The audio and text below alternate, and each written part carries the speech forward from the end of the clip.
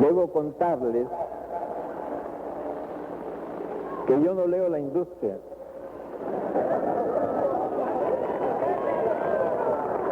Pero que el compañero Luis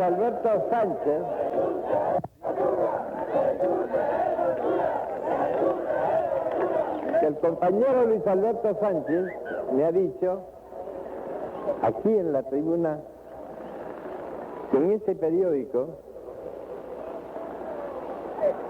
al que no hay que agregarle adjetivos, se ha dicho que hoy iba a haber una competencia entre la concurrencia de esta plaza y la concurrencia de los curiosos que iban a ver el resultado del match de fútbol, y que hoy se iba a decidir en esta plaza si nosotros triunfábamos o triunfaba el deporte.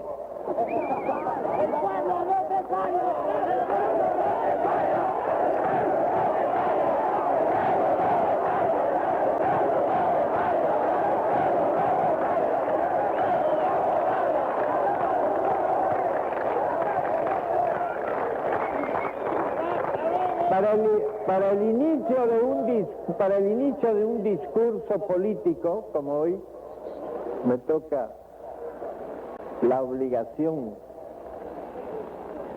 de decirlo, es un proemio muy poco feliz, porque la plaza de Trujillo ha respondido esta noche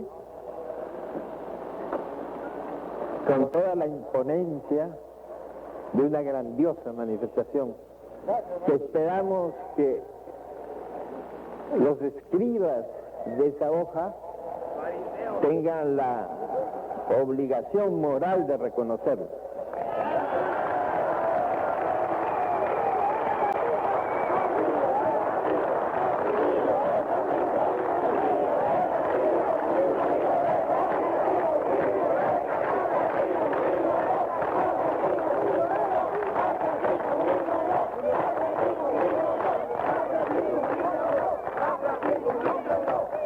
Vamos a comenzar, compañeros, a una conversación obligatoria. Ustedes y yo significamos ahora una nueva categoría ciudadana. Yo soy candidato y ustedes son electores. Vamos a tratar, pues, de candidato a electores. Y vamos a investigar ante qué problema nos hallamos. Nos hallamos ante el problema de una nueva constituyente por la que ustedes van a votar y en la que eventualmente puedo yo resultar el beneficiario. Pero la constituyente significa para ustedes y para mí un enorme problema. Un problema capital, fundamental, sumamente serio. Nosotros nos hallamos no ante una convocatoria limpia, franca, honesta. Nosotros nos encontramos frente a una convocatoria que tenemos el deber ciudadano, ustedes como electores y yo como candidato, de cuestionar. La convocatoria no es limpia. Así lo dije yo en Arequipa y conseguí la aprobación multitudinaria de ese pueblo magnífico. La convocatoria lleva escondido un fraude. Nosotros vamos a ir, a despecho del fraude, a cumplir con nuestra obligación ciudadana. Pero debemos recalcar los alcances de esta convocatoria. En esta convocatoria Yo lo denuncié en Arequipa y ahora vamos a reiterarlo. Se esconde, dije entonces, una voluntad de fraude. Ahora hay evidentemente la confirmación de esa voluntad. Nosotros hemos aspirado a una constituyente que nos diera la expresión de que volvíamos a ser un pueblo soberano, que recuperábamos nuestra dignidad cívica de ser un pueblo libre. Y nosotros creíamos que el camino de una convocatoria limpia, amplia, sencilla y clara significaba el camino de la recuperación democrática que el Perú aspira. Pero nos encontramos con ciertas formas artificiosas agregadas a la convocatoria que nos obligan a cuestionar la sinceridad y el limpio manejo de la Junta Electoral o del gobierno frente a esta convocatoria a la cual estamos todos abocados. ¿Qué significa el voto preferencial? El voto preferencial es un artificio inventado por algún funcionario de la Junta Electoral Nacional o por algún funcionario del gobierno, que significa interponerse entre la voluntad ciudadana de emitir el voto claro y simple con un artificio que significa dificultad operativa y que tiene por objeto disminuir la importancia de los partidos. El voto preferencial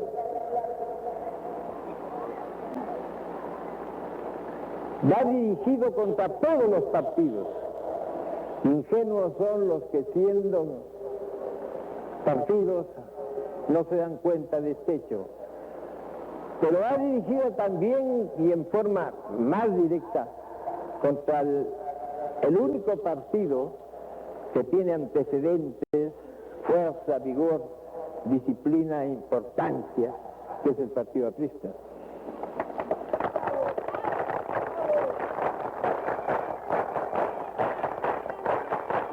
El voto presidencial tiene por objeto quitarle fuerza a los partidos y al nuestro, demostrar, disminuir su majestad de primer partido organizado de la República. Disminuir también el prestigio de nuestra democrática jerarquía dirigente.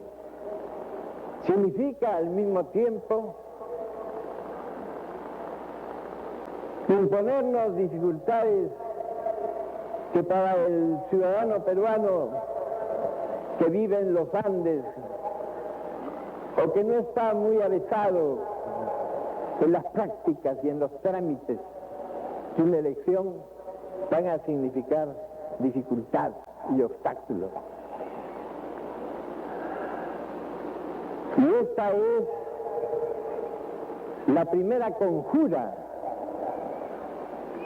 ahora ya la llamaremos así, que conspira contra la sencillez y claridad del proceso electoral. pero tras de ella hay otra.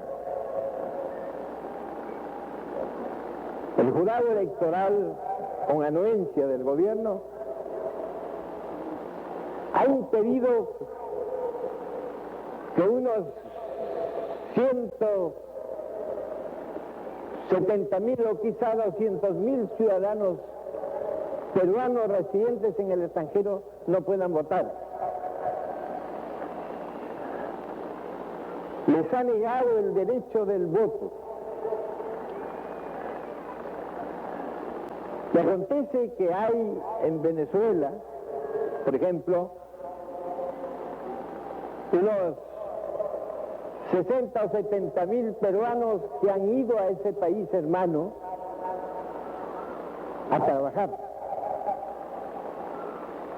en busca de recursos de mejor vida que aquí no tienen. Y entonces estos ciudadanos,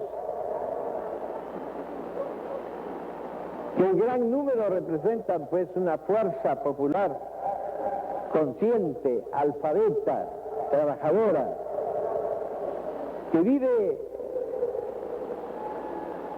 en Venezuela de su trabajo, están impedidos de votar, de ejercer el sagrado derecho del voto. Nosotros preguntaríamos, ¿qué derecho tiene el jurado electoral o el gobierno mismo de negarle el derecho del voto a tan gran número de ciudadanos peruanos que viven y trabajan libremente y que querrían formar parte del electorado peruano? En Estados Unidos hay probablemente unos 100.000 ciudadanos del Perú. Y de ese gran número, la mayor parte, porque muy pocos son burócratas,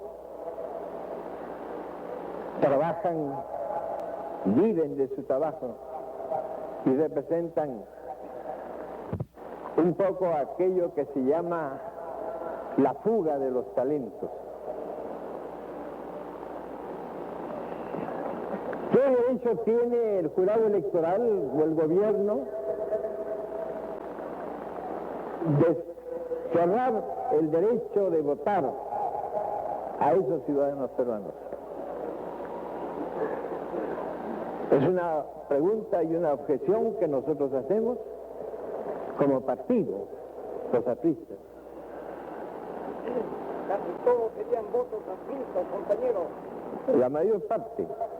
Y ahí está el secreto y ahí está la respuesta que usted me da. Por eso se ha impedido y se les ha negado el derecho del voto a los numerosísimos peruanos que viven en Venezuela y que viven en los Estados Unidos. Esa es una de las segundas críticas que nosotros tenemos que hacer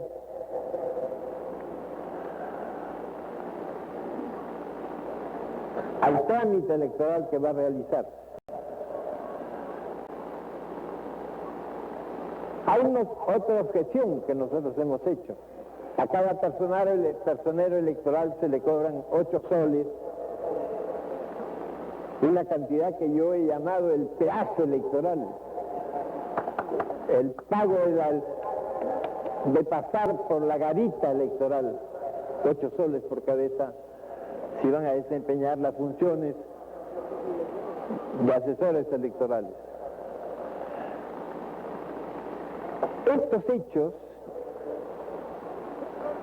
que ya están consumados, significan, en mi opinión, formas claras de intención fraudulenta en las elecciones. Naturalmente que nosotros hemos cumplido con la obligación de protestar, hemos reiterado nuestra protesta Y nosotros esperamos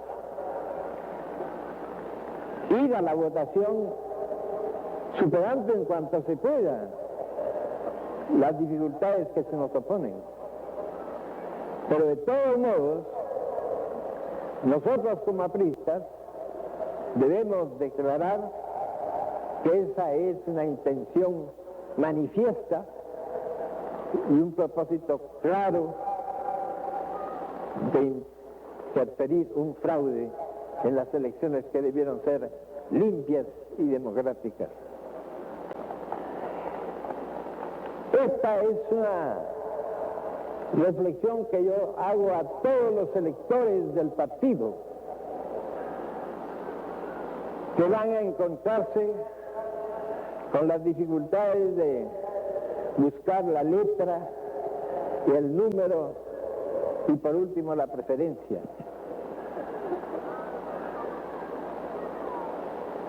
El plan es un plan antidemocrático. Esto debemos entenderlo nosotros claramente. Porque la democracia surge de los partidos organizados. Y nosotros deseamos que la constituyente erija un sistema democrático limpio y auténtico. Sin embargo, nos hallamos frente a estas dificultades que estoy seguro podremos superar con nuestra decisión y nuestra voluntad, pero que significan para nosotros la primera demostración de que no hay intenciones claras y abiertas para franquearle al Perú la posibilidad de una recuperación democrática genuina. Advierto que contra esta realidad tendremos que ir nosotros a votar a la constituyente. Tenemos que votar a la constituyente y superar en cuanto sea posible todas estas dificultades y todos estos artificios. Pero aquí nos encontramos, compañeros, con el grave problema que encaramos todos los peruanos de buena voluntad. ¿Cómo surge de una constituyente una república justa, una república como nosotros los apristas la denominamos de pan y libertad? ¿Cómo surge sin nuestra preocupación atenta y constante por prever y por remediar todos estos signos de mala intención que figuran en la aparente amplitud generosa de esta constituyente? Tenemos que ir a la constituyente con el propósito de crear un nuevo Estado, pero tenemos que asegurarnos de que el Estado tendrá la garantía, o debe tener la garantía, de que su potestad jurídica no sea defraudada. El problema es muy serio para todos, porque se trata de recuperar para el Perú la soberanía popular. Y tenemos que preguntarnos cómo surge esa soberanía, cómo se afirma y cómo se garantiza. La constituyente será una constituyente desarmada. Y nosotros tendremos que ir a procurar la garantía que debe tener el pueblo soberano para así, inerme, ejercer su fuerza y garantizar su estabilidad.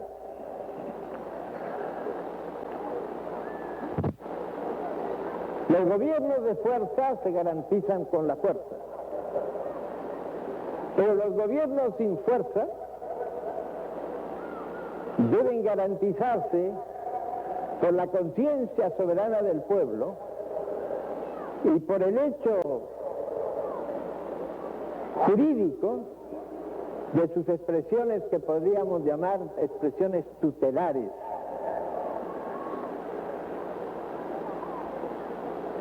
¿Cómo garantizamos tutelarmente la fuerza de un ciudadano que representa la soberanía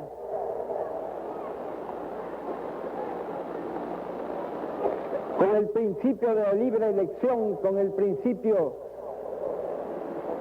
de la votación popular que lo respalde? La constituyente tiene que dedicarse fundamentalmente a darle a ese ciudadano todo el respaldo posible que la Ley Suprema de la República puede ofrecer para asegurar en ese ciudadano la fuerza y el poder que representará la función que él desempeñe. Nosotros sabemos que al implantarse un gobierno totalitario se usan todos los términos constitucionales que permiten dar a los cargos públicos que el Estado totalitario otorgue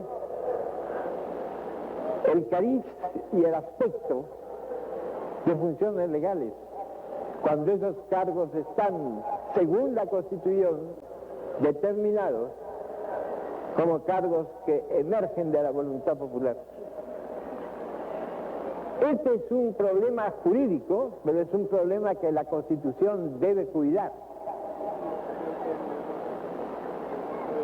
Un alcalde, por ejemplo, bajo un gobierno totalitario, es nombrado por el ministro de gobierno. Y ese nombramiento le da título y autoridad para ejercer el municipio que, según los principios constitucionales,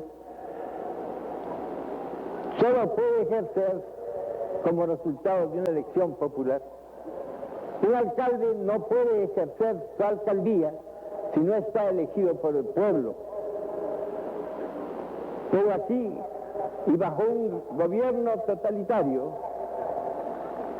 el alcalde es nombrado por un ministro y entonces ejerce la alcaldía e impone principios, preceptos y reglamentos, usurpando funciones. La constituyente debe, en primer término, procurar garantizar jurídicamente que los cargos electivos, los cargos que no proceden sino por función popular, por elección popular, no tengan validez si son conferidos en forma totalitaria. ¿Entendemos? Nosotros creemos que una constituyente que tenga por objeto, en primer término, procurar la defensa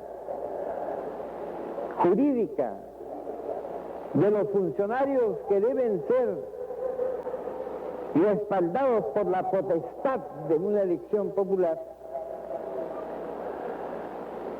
y que acepten funciones de gobiernos totalitarios, la Constitución los declare incursos en la pérdida de derechos políticos.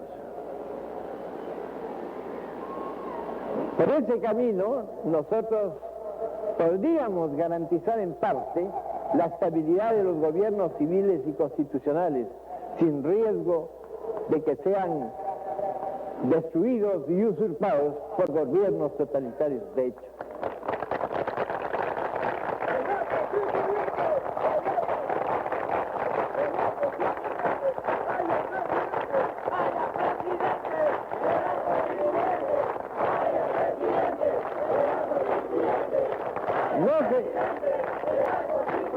No se trata, pues, compañeros, de una constituyente a la cual le podamos adjudicar los calificativos y las definiciones que dan los pueblos desarrollados a sus normas jurídicas. Nosotros somos un pueblo subdesarrollado, que hemos vivido copiando legislaciones extranjeras, definiciones extranjeras y organizaciones extranjeras.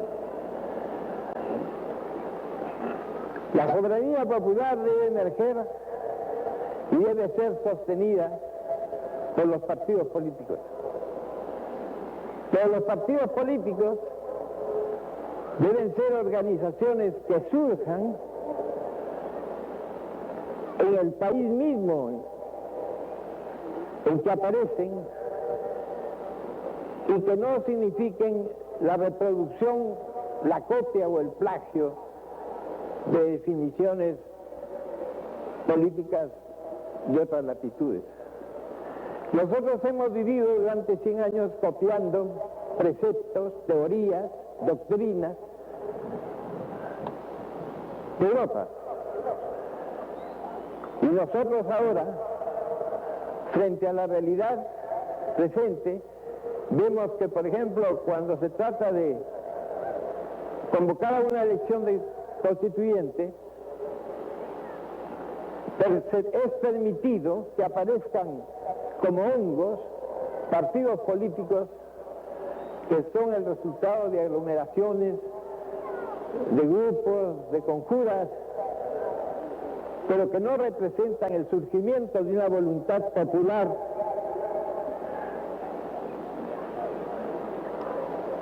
a la que garanticen y protejan teorías, doctrinas y principios del país mismo.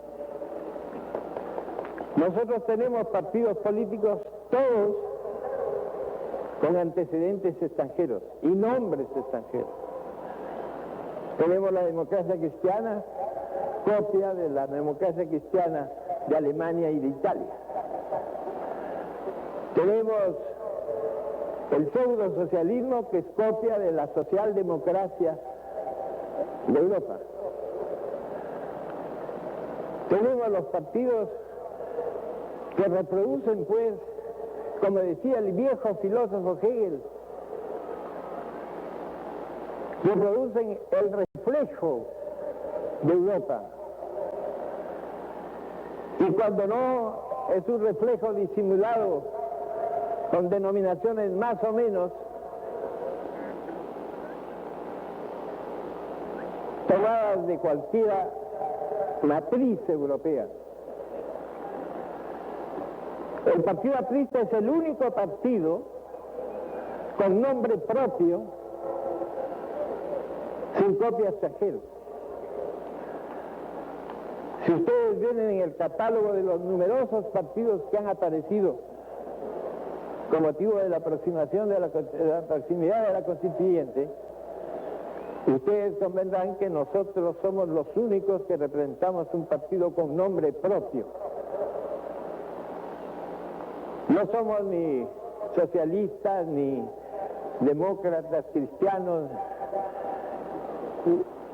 ni con todos esos nombres que se han improvisado recientemente, todos tomados de los nombres europeos. Nosotros no. Nosotros somos apristas. ¿Qué quiere decir aprista? Así habría que preguntarle, como le preguntaban al poeta Vallejo cuando le dijeron, ¿qué quiere decir Trilce? Y Vallejo dijo, dígame qué quiere decir Enrique. Nosotros diremos que aprista sí quiere decir, con su propia significación, quiere decir un movimiento indoamericano nuestro, salido de aquí, que no trae copia exterior, copia ajena, que no es sucursal de organizaciones europeas y que vive de su propia voluntad, de su propio querer, de su propia finanza, de su propia decisión. Somos el partido auténtico por antonomasia, el partido peruano, indoamericano, con un sentido, con un significado y con un propósito perfectamente propio. Pero los demás partidos que hoy aparecen, y sobre todo en la proximidad de las elecciones, aparecen como grupos y alianzas o nombres con siglas verdaderamente muy difíciles, son los partidos que indican la confusión política que vivimos, confusión que no ha tenido el cuidado de vigilar el jurado electoral.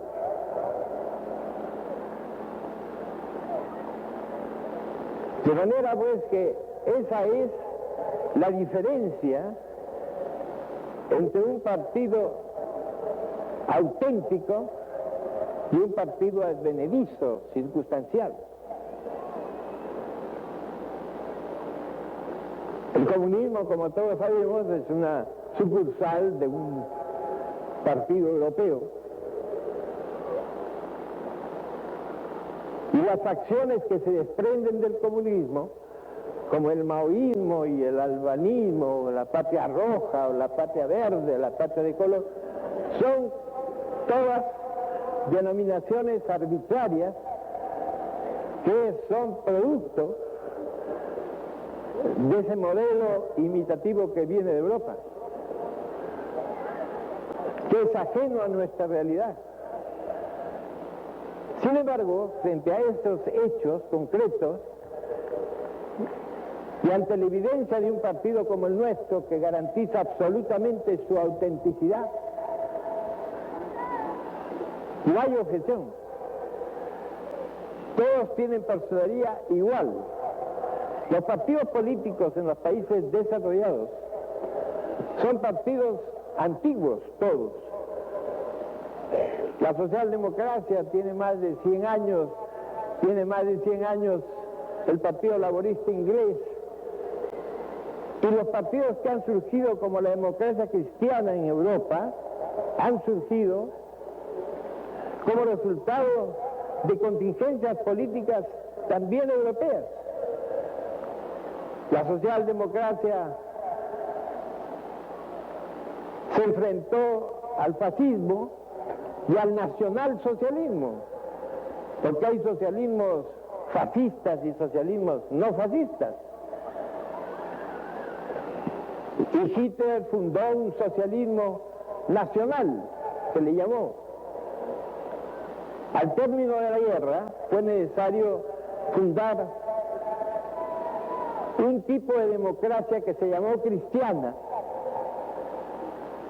por Adenauer en Alemania y por De Gasperi en Italia. De esos modelos ajenos en su origen y en las necesidades a que les dieron cabida en la realidad política europea, se imitaron aquí los mismos nombres. Y tomando esas copias, vivimos en esta confusión que ahora se hace manifiesta con motivo de la constituyente. El único partido auténtico, genuino, propio, es nuestro partido. Sin embargo, en los diarios y en el muestrario político de actualidad aparecemos en fila con todos los movimientos que circunstancialmente han aparecido. Movimientos advenedizos, movimientos adventicios, movimientos que no representan lo que el pueblo del Perú representa con su partido auténtico. Y sin embargo, a nosotros dicen, es un partido viejo. Y no se sabe aspirar la gloria de ser viejo. Llegar a viejo es muy difícil, sobre todo cuando se llega limpio.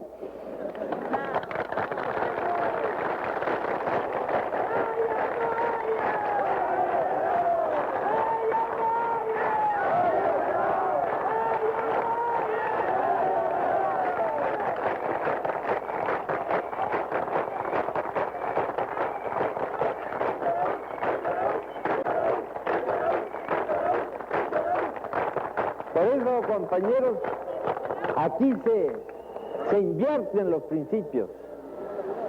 Aquí vivimos en una etapa de confusión. Y en esa confusión nosotros corremos el riesgo de ser los campeones del esclarecimiento. Nuestra obligación es esclarecer todas las formas nebulosas que esa confusión nos impone. Y es la obligación de cada uno de ustedes, como ciudadanos, cumplir este papel de esclarecedores de la verdad. Aquí, por ejemplo, se olvida que los partidos grandes, que los grandes partidos que sientan principios teóricos y conceptos principistas doctrinarios, son partidos que surgen de los pueblos, que surgen de las clases, que surgen de antecedentes verdaderamente genuinos, que surgen de los pueblos. Aquí no, aquí sí ya está viejo, dicen. Y entonces se nos quiere hacer pensar confusamente en que las categorías de experiencia, de tiempo, de organización, no son categorías respetables. Son las categorías improvisadas las que dominan el ambiente y las que confunden el criterio público. A nosotros nos toca, compañeros, la difícil misión de pensar y reflexionar sobre estos hechos, porque estamos frente a una serie de realidades ficticias, aparienciales, que se nos presentan y nos oscurecen las vías posibles de un criterio claro. Y yo tengo que hacer este llamado a todos ustedes, porque todos ustedes son parte de la nueva responsabilidad. Ya no son simplemente ustedes apristas militantes en lucha, son apristas militantes en reflexión, en acción y en obra constructiva. Ustedes comienzan a ser protagonistas del pueblo, protagonistas del pueblo que busca su transformación, protagonistas de este gran partido que ha cumplido una obra muy difícil en 50 años, la obra de educarse, de perfilarse, de definirse. La obra de su categorización de primer movimiento nacional, con nombre propio, con ideas propias, con conceptos propios y con la realidad de propias soluciones. Esos somos nosotros, esos son ustedes. Y a mí me toca la obligación de hacerles estas reflexiones y recordárselos a ustedes, electores y yo candidato. Este es el discurso político que nos impone una situación difícil del país. Porque la situación del país, de la que todos somos testigos presenciales,